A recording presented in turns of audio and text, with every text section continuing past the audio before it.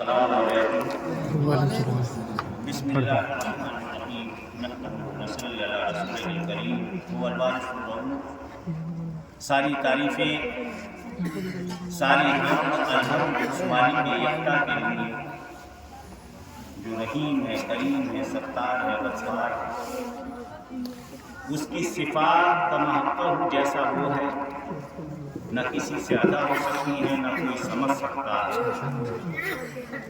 وہ وحدہ لا شریک ہے، وہ اللہ، اس کا احسان ہے تمام مخلوق پر۔ خالق وہ ہے، مالک وہ ہے جس کی خود کی تعریف ممکن ہی نہیں کسی بندے سے۔ قربان جائیے اس مالک یکتا، اس وحدہ لا شریک، اس اللہ پر کہ وہ اگر کسی کی تعریف کرتا ہے اور سب سے زیادہ تعریف کرتا ہے اور فضیلتیں دیتا ہے تو وہ ہمارے آقا اپنے محبوب محمد صلی اللہ علیہ وسلم۔ اسی لیے ایک میرے بڑے دادا کا شعر ہے، حضرت مفتی عبدالسلام سملی علیہ رحمہ کا، فرماتے ہیں نعت میں آپ کی قرآن ہے سبحان اللہ، نعت میں آپ کی تعریف قرآن میں اللہ نے اپنے کلام میں تعریف کی، نعت میں آپ کی قرآن ہے سبحان اللہ، اور مدح کو کچھ سبحان ہے سبحان اللہ، اللہ تعریف کرتا ہے۔ اور جو صرف اللہ کو مانے وہ مسلمان نہیں، جو صرف اللہ کو مانے وہ مسلمان نہیں۔ پوری زندگی لا الہ الا اللہ کہتے رہیے، جب تک محمد رسول اللہ نہیں کہیں گے اسلام میں داخل ہی نہیں ہو سکتے۔ بے شک جو صرف اللہ کو مانے وہ مسلمان نہیں، آپ کو مانے مسلمان ہے، سبحان اللہ۔ بے شک بے شک سبحان اللہ۔ اور صاف کہوں کیا ان کے زیادہ خدا سے کم ہے اور سب سے زیادہ۔ بے شک موسیٰ سے مرتبے میں وہ اتنے بلند ہیں جتنا بلند عرش معلیٰ ہے طور سے۔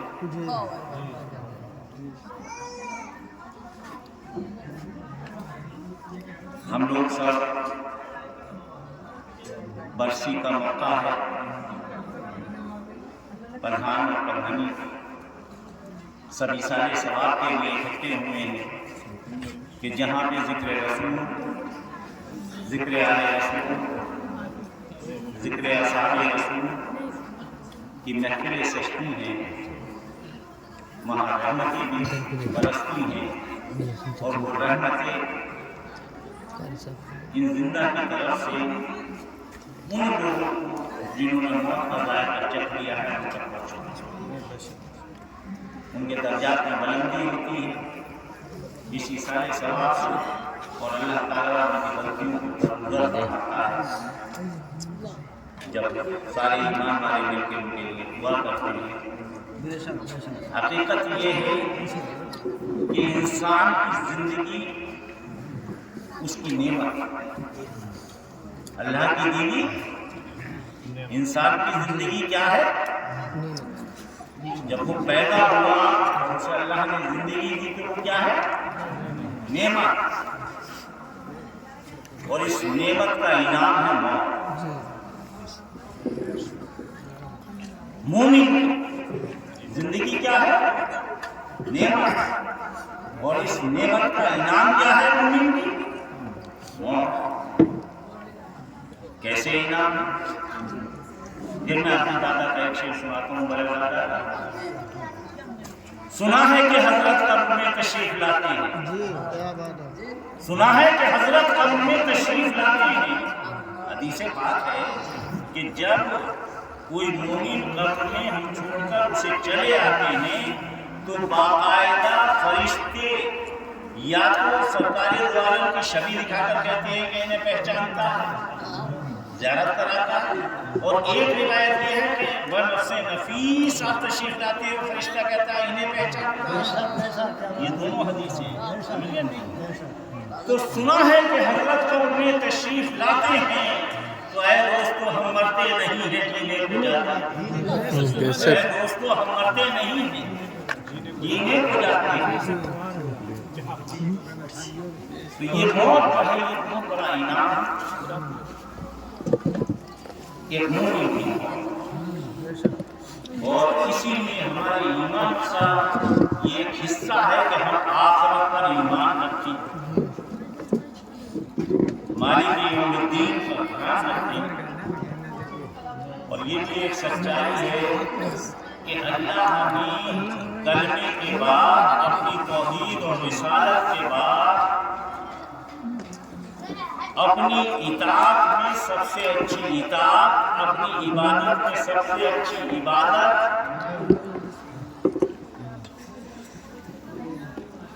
قرآن کے حکم کے مطابق ہے. آقم الصلاۃ، قائم کرو نماز. یہ اطاعت بھی ہے اور یہ عبادت بھی ہے. نماز کیسے پڑھیں؟ تو طریقہ نماز کا قرآن نہیں ہے.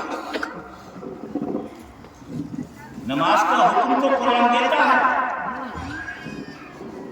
لیکن طریقہ جب آتا ہے تو اللہ فرما دیتا ہے بس میرے محبوب کی اداؤں کو دیکھ لو، جس اداؤں سے یہ میری عبادت کر رہا ہے، اطاعت کر رہا ہے، اسی طرح سے تم عبادت کرو.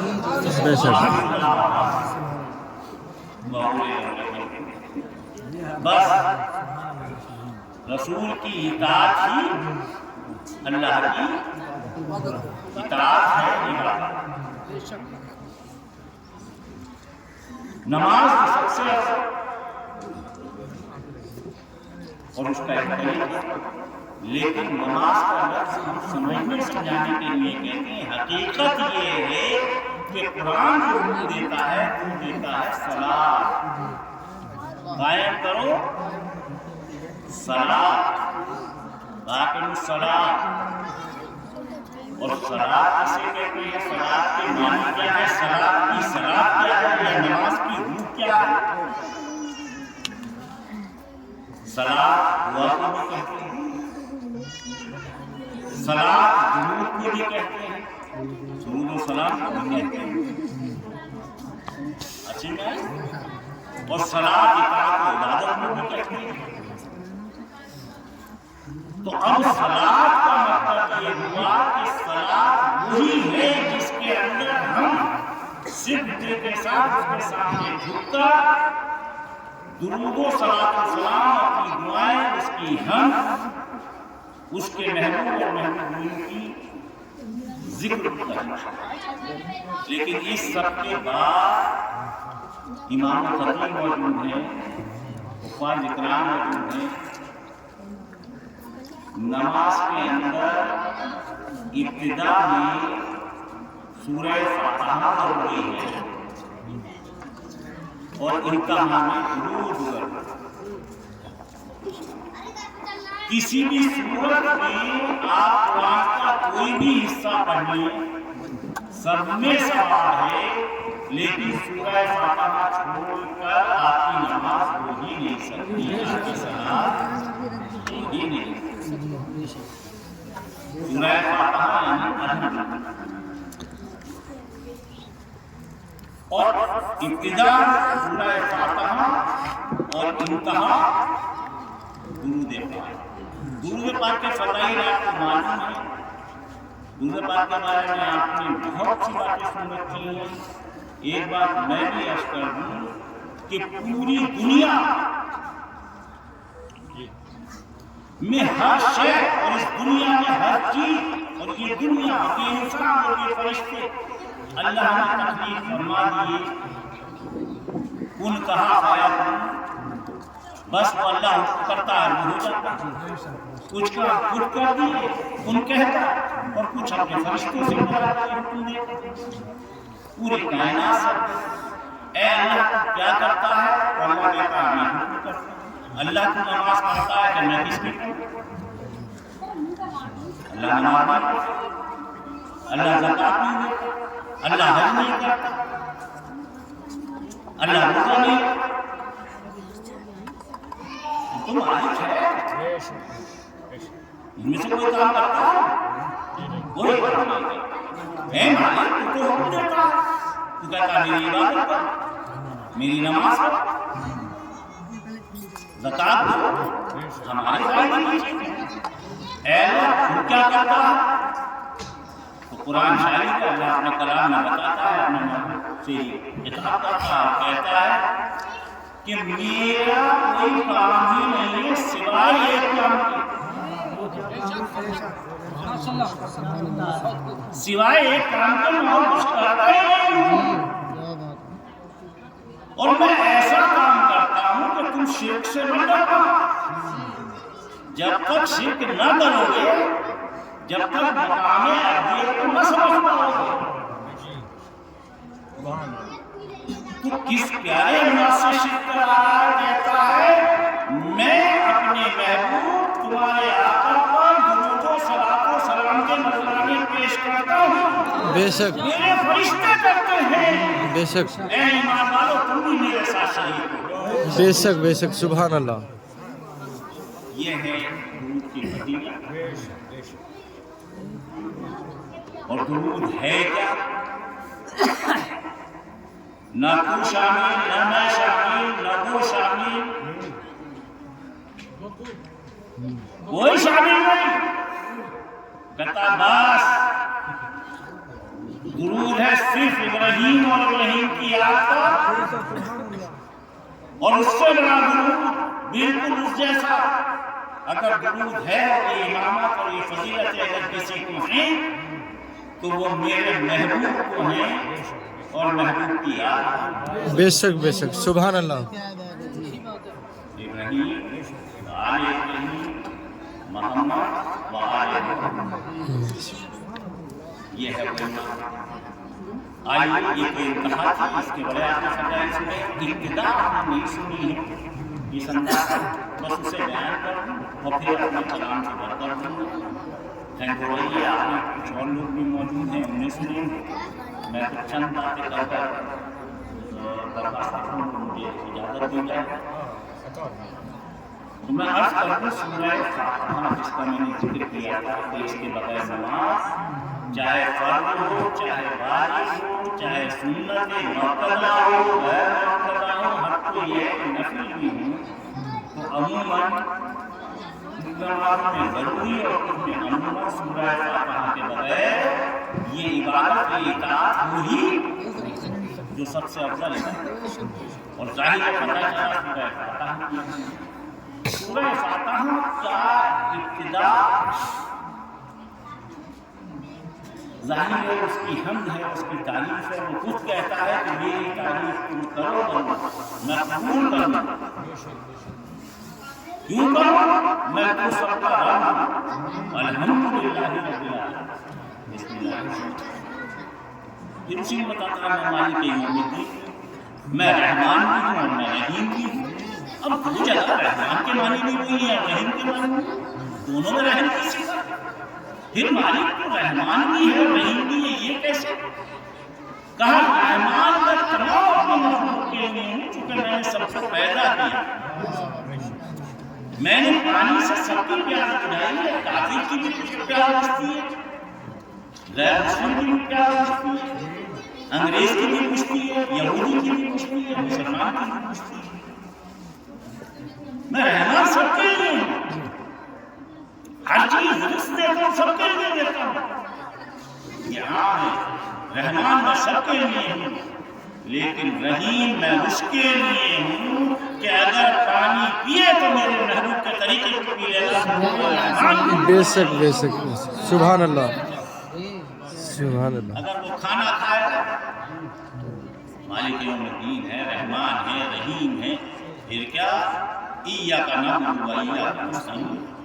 बस ऐ अल्लाह तेरी ही इबादत करते हैं और तुझी से मदद मांगते हैं। ना तेरे अलावा कोई मदद के काबिल है, ना हम किसी से मदद मांगने के हकदार हैं, ना हम मदद मांगते हैं, ना हमें मदद मांगनी है, और ना तेरे अलावा किसी की इबादत करते हैं। तू वाहदहू ला शरीक, इबादत तेरी مدد تو دینے والا ایاک نعبد و ایاک نستعین۔ پھر مالک ایک دم کر لیتا ہے ہاں عبادت میری ہے، اطاعت میری ہے، مدد میں کر سکتا ہوں، ایاک نعبد و ایاک نستعین۔ لیکن پھر اس کے بعد کرنے کا کہتا ہے سیدھے راستے پر چلو۔ اے مالک سیدھے راستے پہ چلیں گے تو ناکام کیوں نہیں؟ کوئی راستہ ایسا ہے نہیں کہ سیدھا پہنچتا، ہوائی جہاز بھی ہے کہ وہاں پر پہنچتا ہے۔ ہم عمری تک آئے ہیں تو اگر سیدھے آتے تو پہنچ ہی نہ پاتے، لیکن کتنے موڑ ہوئے، کتنے راستے ادھر کو ہوئے، کبھی دائیں کبھی بائیں۔ یہ امام صاحب اپنی مسجد سے یہاں تک آئے ہیں، اگر سیدھے چلتے تو کہیں اور پہنچ جاتے، لیکن کتنے موڑ لے کے اس میں گھسی ہے گھر میں۔ تو پتہ چلا کہ سیدھا راستہ مالک ہے کیا کہ نہیں؟ نام رکھو، میرا کلام دلیل ہے، اس میں ایک نقطے کا بھی معنی ہے، اس کے مفہوم کو سمجھو۔ کیا ہے؟ سیدھے راستے پر چلو، صراط مستقیم، صراط مستقیم۔ کون سا ہے سیدھا راستہ؟ مالک فرماتا ہے سورہ فاتحہ میں رات کی نماز پڑھنا ہے، صراط الذین انعمت علیہم، ان لوگوں کا راستہ جن پر میں نے ان لوگوں کے راستے پر چل جن پر میں نے انعام کیا۔ مالک انعام تو نے میرے اوپر بھی کیا ہے، میں حسن میاں ہوتا ہی نہیں اگر تو مجھے پیدا نہ کرتا۔ بے شک یہ تیرا انعام، تو مجھے موت دے رہا ہے، یہ تیرا انعام، تو نے مجھے باایمان کیا، یہ تیرا انعام، تو نے اپنے محبوب کا شہدا بنایا، اس کی آل کا شہدا بنایا، یہ تیرا انعام۔ مالک انعام تو نے ہی مجھ سے سب سے زیادہ دیا ہے۔ تو سامنے شاہ صاحب کہیں گے صاحب ہم نے کون سی کرنی ہے، انعام تو ہمیں بھی اللہ نے دیا۔ تو ادھر سے امام صاحب کہیں گے صاحب میں ہی کون سا کروں، انعام میں تو میں بھی ہوں۔ کوئی ہے ایسا جسے اللہ نے انعام نہ دیا ہو؟ کیا اللہ یہ کیا مسئلہ ہے کہ وہ لوگ جن کو تم نے انعام دیا ہے ان کے راستے پر چلے، وہ ہے سیدھا راستہ، وہ سیدھا راستہ کون سا سیدھا راستہ ہے؟ تو سیدھا راستہ کون سا راستہ ہے؟ وہ لوگ ہیں کون جن کے راستے پہ ہمیں چلنا ہے؟ وہ انعام مخصوص کون سا ہے ان کے راستے پہ چلنا ہے؟ ارے مالک تو صرف اتنا کہہ دیتا وَأَطِیعُوا اللَّهَ وَأَطِیعُوا الرَّسُولَ، آگے تم نے کہا نہیں، لیکن اس کے آگے تم نے کہا تفسیریں موجود ہیں قرآن کی، بڑے بڑے علماء نے کہی ہیں تفسیریں، بڑے بڑے خیالات میں کی گئی ہے تفسیر۔ اب ظاہر کس کے راستے پر چلنا ہے؟ وہ جن پر مخصوص انعام ہے، انعام تو سب پر ہے، اس انعام سے تو کوئی بچا نہیں۔ پھر وہ مخصوص انعام والے لوگ کون ہیں جن پر تم نے انعام کیا ہے؟ قرآن ایک جگہ اشارہ دیتا ہے، وہ نبی، انبیاء، وہ صدیقین ہیں، وہ صالحین ہیں، وہ شہداء ہیں جن کے راستے پر چلنا۔ اے مالک میں تو اپنے آپ کو سچا سمجھتا ہوں، اور اگر کچھ جھوٹ ادھر ادھر ہو بھی گیا ہوگا جانے انجانے تو اللہ کو معاف کرنے والا ہے۔ میں تو سچ بولنے کی کوشش کرتا ہوں تو میں بھی اپنے آپ کو صدیق بناتا ہوں۔ بندے تیرے بنانے سے کچھ نہیں ہوگا، بنانے سے میرے ہوگا۔ تو اپنے آپ کو کہتا ہی صدیق ہے، جسے میں صدیق کہوں گا وہ صدیق ہوگا، جسے میں نبی کہوں گا وہ نبی ہوگا، جسے میں نبی بناؤں گا، جسے میں صالح بناؤں گا وہ صالحین میں ہوگا، جسے میں شہادت کا جام پلاؤں گا وہ شہید ہوگا۔ وہ شہید بھی بے شمار، پھر کس کس کے راستے پہ چلے، صالحین بھی بے شمار، صدیق بھی بے شمار۔ تو پتہ چلا کہ نہیں، معاملہ یہ نہیں ہے، معاملہ یہ ہے نبیوں کے راستے پر چلنا ہے، تو نبی کو آدم ہے تو آدم کے راستے پہ چلے نہیں، احترام کرنا ہے، چلنا نہیں ہے۔ کیا پھر موسیٰ کے راستے پہ چلے نہیں، احترام کرنا ہے، راستے پہ نہیں چلنا۔ کیا عیسیٰ کے راستے پہ چلے نہیں، احترام کرنا ہے، چلنا نہیں ہے۔ احترام اور چیز ہے اور راستے پہ چلنا اور چیز ہے۔ راستے پہ چلنا ہے تمام نبیوں کا، تمام رسولوں کا جو سردار ہے خاتم النبیین افضل المرسلین، اس کے راستے پر چلنا ہے۔ اور مالک پھر اس کے راستے پر چلے، چونکہ لفظ جمع کا ہے ان لوگوں کے راستے پر، اللہ کافی تھا یہی کہ میرے محبوب کے راستے پر چلو۔ وہ ذاتیں جو ہیں اس محبوب کے ساتھ کون سی ذاتیں ہیں جن پر کھلا انعام ہوا ہے، ان کے راستے پر چلنا ہے۔ تو فرمایا زیادہ چکر میں مت پڑو، ان اونے قوموں کو بھول جاؤ اور یاد صرف اتنا رکھو کہ جس طرح تمام نبیوں کا سردار میں نے اپنے محبوب کو بنایا ہے، اسی طرح سے تمام نبیوں کا سردار میں نے بنایا کائنات حضرت علی کو بنایا۔ بے شک بے شک، سبحان اللہ۔ میں نے تمام عورتوں کے سردار اس دنیا اور آخرت میں بنایا ہے تو حضرت فاطمہ کو بنایا ہے۔ بے شک۔ اور میں نے اگر شہادہ کا سردار کسی کو بنایا ہے، جنت کا سردار کسی کو بنایا ہے تو آسمانی کریم ہے۔ بے شک بے شک، سبحان اللہ۔ ان لوگوں کے راستے پر چلو۔ اے بھٹکنے والے لوگوں، عقیقہ کرتے ہو؟ عقیقہ کرو۔ رسول کو نبوت وہاں مل گئی تھی، بے سب سے شک پہلے تکلیف فرمایا، سب سے پہلے نور، سب سے پہلے نبوت، رسالت، سب ستائش پہلے سے ملے، لیکن اس عالم گیتی میں 40 سال کی عمر میں اعلان کیا۔ 40 سال کی عمر میں اعلان ہوا۔ امت 40 سال سے تو رسول کی پیروی کر سکتی ہے، لیکن 40 سال کی عمر تک رسول کی زندگی کہاں سے لاؤ گے؟ رسول کا بچپن کہاں سے لاؤ گے؟ رسول کی جوانی کہاں سے لاؤ گے؟ تو اللہ نے بتا دیا کہ اگر اس رسول کا بچپن دیکھنا ہے تو حسن حسین میں دیکھو، بے شک دیکھنی ہے تو علی میں دیکھو، بے شک بچپن سے لے کے جوانی تک دیکھنی ہے تو فاطمہ۔ بے شک بے شک، سبحان اللہ۔ فاطمہ کسی کا دیکھنا ہے تو حضرت خدیجہ الکبریٰ۔ بے شک بے شک، سبحان اللہ۔ یہ ہے وہ ذاتیں جن کے راستے پہ چلنا ہے۔ عقیقہ کریں، اس کی سنت آقا کا عقیقہ نہیں ہوا، آقا نے نواسوں کا کیا۔ جی آج عقیقہ کس کا کرتے ہو؟ کس کی سنت ہے، کس کے راستے پر چل رہے ہو؟ پھر بھٹک کیوں رہے؟ اب میں ذرا سا ایک بات آتا ہوں، ابھی مجھ سے کہہ رہے تھے آپ 40 پہ نہیں آئے، میاں تو 10 منٹ چل نہیں اسی برسی پہ سے ہمارے یہاں تو 40 برسی ہو موضوع نہیں ہے۔ اللہ ہر ہمارے اس مرحوم کی جو واقعی عاشق اہل بیت ہے، عاشق رسول ہے، عاشق صحابہ ہے، عاشق اللہ ہے، عاشق رضی اللہ عنہ، اس کے درجات بلند کریں، ان کی محبت کریں۔ آمین۔ ہم یہی دعا کرتے ہیں۔ اب میں چونکہ 40 میں نہیں آیا، 40 میں اور کون سی بھائی یہ 40واں کس کی سننا تھا؟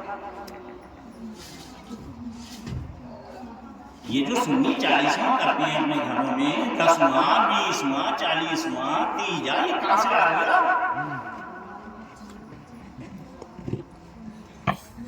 ڈبہ دو بھائی، یہ کون سی حدیث سے ثابت ہے، کون سے قرآن سے ثابت ہے؟ پتا چلا کہ رسول کو دیکھنے والے جتنے تھے وہ صحابی، رسول کو دیکھنے والے اور علی اور حسنین کریم کو دیکھنے والے کون ہوئے؟ کون ہوئے بتاؤ؟